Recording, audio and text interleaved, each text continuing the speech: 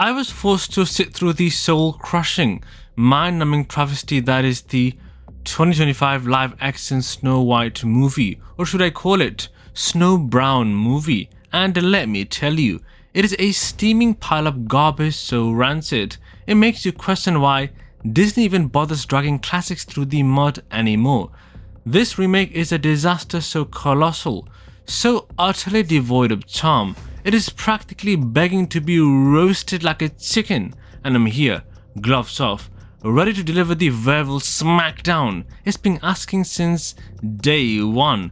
From the laughable casting choices that sparked internet wars, to the hideous CGI dwarfs that look like rejected video game glitches, the butchered plot that's more lecture than fairy tale, and the tacked on dark secrets that are just desperate grabs at edginess, this movie is a masterclass in how to torch a beloved classic. So buckle up, because we're diving headfirst into this dumpster fire and burning it to the ground. Disney unleashed this abomination on March 21st, 2025, and it's been a train wreck since the first trailer hit screens, teasing a grim, overcooked mess. Rachel as Snow White? Total miscast. The internet erupted like a volcano, tearing her apart for not being white as snow. Sure, it's a fairy tale, but she looks about as fitting as a random TikTok influencer who wandered onto a set after a viral dance video. The backlash was real savage, relentless, and honestly deserved. Twitter threads ran for miles, memes multiplied like gremlins, and the hate was palpable. She's trying to sell this empowered leader vibe, but it's like watching a toddler stumble around in a crown.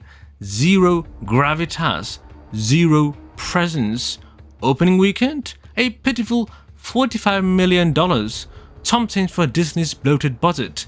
Critics slapped it with a measly 60% on Rotten Tomatoes, tossing out words like uneven, way too dark, and a tonal disaster. And trust me, they're being polite. This thing's a chaotic mess that leaves you questioning who in the boardroom greenlit this catastrophe. The story kicks off with Snow White, Snow Brown, living a happy little life until her stepmom, the evil queen, decides she's too pretty and brown to exist. The queen's glued to a magic mirror, obsessed with her daily ego boost, asking if she's still the hottest in the land. When the mirror picks Snow as the fairest, the brownest, she loses her marbles and sends the huntsman to carve out her heart. He chickens out, tells Snow Brown to bolt, and she's off into the woods. Sounds like the classic setup, right? Yeah, until Disney swings a wrecking ball through it. Mrs. Snow Brown stumbles into the forest and meets these 7 little dwarfs, these 7 little midgets, or rather, 7 grotesque CGI atrocities that look like they were yanked from a bargain bin mobile game with a 2-star rating. Disney had the goal to ditch real actors with dwarfism and go full on digital, and it's an insult that stings from a mile away. Peter Dinklage called them out, labeling it backwards and hypocritical, and he's spot on. Why sideline talent for this garbage? The internet lost its minds. Why not cast actual people? Disney's weak defense? We consulted with the dwarfism community. Sure, consulted them, then ignored every single word to turn out these soulless, uncanny valley freaks that make your skin crawl. They are not charming or quirky, they're a nightmare you can't unsee, with faces that glitch between creepy and comical. Snow Brown's supposed to bond with them, but it's like watching her babysit a buggy PS2 cutscene while the animators cash their checks. And their names? Doc, Grumpy, whatever. They're meaningless props for Snow Brown's insufferable girl boss arc, stripped of any personality or heart. Rachel, catching flake hair too. Trolls branded her too woke and not Snow White enough.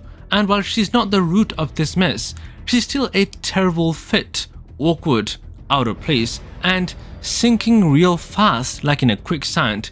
The casting's a full-on circus, and she's stuck juggling the rotten tomatoes. The story? Disney took a sledgehammer to the classic and turned it into a cringe-soaked lecture fest. Forget the prince swooping in with a kiss. Snow Brown's now a leader, rallying her CGI dwarf army against the queen like she's auditioning for a TED Talk. Romance? Dead on arrival. It is all about empowerment, shoved down your throat so hard. It's like Disney screaming, "Look how progressive we are," through a megaphone while patting itself on the back like a hypocrite. Fans despised it. Some dubbed it "Yes Queen trash." Others just groaned at the try-hard pandering. It's not a fairy tale anymore. It's a woke tale. It is a dimly lit seminar with a side of bad CGI. The pacing? It drags like a snail doped up on sedatives, stretching every single scene past its breaking point. You're checking your watch, praying for the credits, wondering how a 90-minute movie feels like a 3-hour slog. The Queen's still evil, but even she's a letdown. Her menace feels flat despite the over-the-top cackling. She finds out Snow Brown's alive, morphs into a hag so creepy it is just grotesque, and poisons her with the apple. Snow Brown collapses, and you're waiting for the iconic rescue. Except, nope. She wakes herself up because girl power, and it's the laziest cop-out imaginable. Then she leads the dwarfs into battle against the queen. It is dull, predictable, and a gut punch to the magic that made the original shine. The movie's got a grim vibes that feel like Disney's flexing its mature muscles but forgot how to have fun. The queen's beauty obsession is toxic as hell. She's ready to slaughter her stepdaughter just to stay top dog. The apple scene? Disturbing, but not in a cool way. It's more like a cheap horror flick that forgot its jump scares.